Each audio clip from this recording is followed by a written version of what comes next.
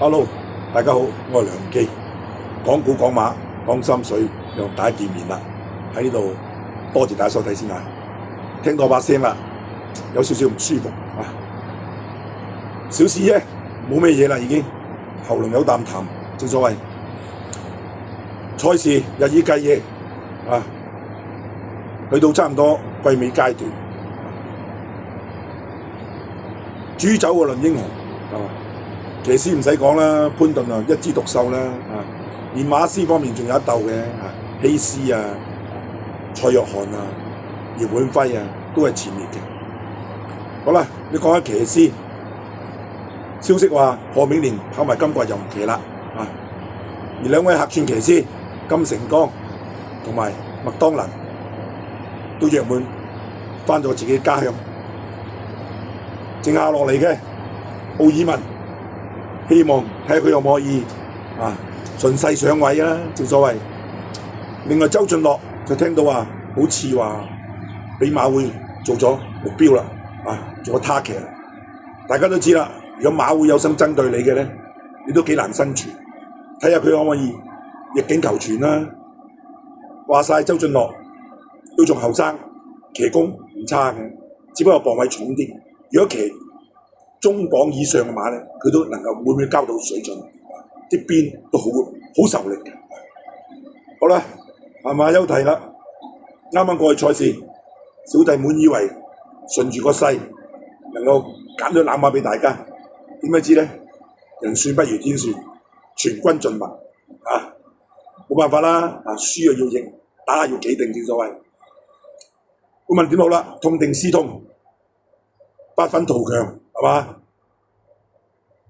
希望在明天繼續為大家介紹啲心水冷馬，希望揾到啲心水冷馬介紹到俾大家。呢樣嘢係我最想嘅嘢。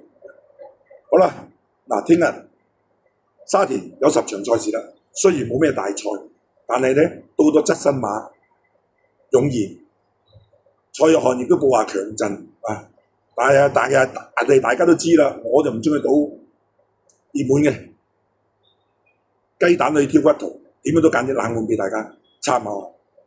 第一筆介紹俾大家嘅一場12號嘅永勝金區，呢匹馬都有介紹過俾大家，但係交唔出成績。呢匹馬上季3歲已經係2000米路程入個位，今季滿以為佢能夠扶搖直上。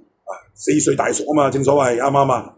點不知季初輸2場入咗位，輸俾咩啊？喜富來同埋城進區、進城區唔差，進城區上咗4班，都交到頭馬，交到水準㗎既然永勝金區而家孭輕磅，周俊樂亦都要試試渾身解數啦，啱唔啱啊？馬會釘實你。有馬騎佢都唔敢話不作他想啦。呢匹馬今季4歲大熟，冇理由喺5班冇回旋之地。而家賠率唔知我會追到幾次。第二筆介紹俾大家嘅4場12號嘅精算特殊，呢匹馬都係啦，上季能夠喺3班贏1800米，今季4班今季落咗5班，去到1200米、1004米先爆一場。而家上返嚟4班，孭輕磅，轉咗隻周俊樂。呢個路程亦都入個腳上一次係落去5班，縮程1004米，叫做都比我爆冷10幾倍贏啊嘛。今次上返嚟，龍天鵬杯梁家俊又睇下梁家俊點樣發揮呢匹馬咯喎，途程方面絕對冇問題嘅好啦，下一筆介紹俾大家嘅5場10號嘅歡樂飛區，呢匹馬呂健威配奧爾文啦。正所謂開場我都講咗啦，睇下奧爾文會唔會順勢上位啦。呢匹馬一出1200米已經上名㗎啦，近呢2場就係跑1400。佢雖然係跑包尾喎，或者尾2尾3啫喎，但係佢輸距離唔遠有理由相信佢根本就喺度遊下馬海練下馬嘅長力嘅啫。今次縮翻嚟1,200啦，正正嘅上名路程啦。上一場已經戴定眼罩啦，功夫做晒，配件亦都有齊。睇下奧爾文會為呂健威交出頭馬路喎。如果可以嘅話，我相信呂健威日後都唔少馬會俾佢交俾佢搏殺。好啦，跟住落嚟介紹6場4號嘅駿翼快車。呢匹馬都係奧爾文配日本輝組合。呢匹馬上季已經喺1000米交出1圈2屁，但係唔知點解幕後呢，今季直落跑咗6場，都係跑1400甚至跑高1650喎，根本就唔係佢路程。好啦，上一場重帶翻呢個陽明面箍今次翻嚟佢夜馬路程1200米啦，又有大樹遮陰呢場馬配奧爾文火燒都唔熱㗎我相信20倍以上點都有㗎冷皮當 win 到呢啲馬㗎啦，值得一搏㗎。好啦，跟住落嚟介紹8場收嘅精算激流。呢場馬蔡約翰配布文，呢匹馬跑出咗3場都近冇威脅嘅，跑2場第5，有啲獎金收下啦。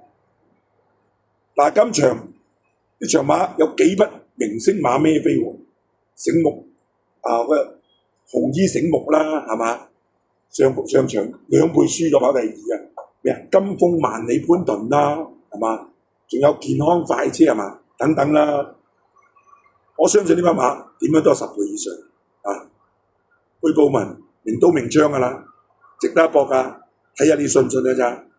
好啦，最後一筆介紹俾大家嘅10場13號嘅定數。呢匹馬上季能夠喺1400米已經贏㗎啦，3歲已經。好啦，今季閹咗之後復出1400又贏幾十倍添喎，仲係贏唔出奇。4歲大熟，但係佢能夠改變嘅跑法，今季佢能夠後上贏，係喺包尾13、14位一條直路劏晒，翻嚟贏過幾米贏甩嘅。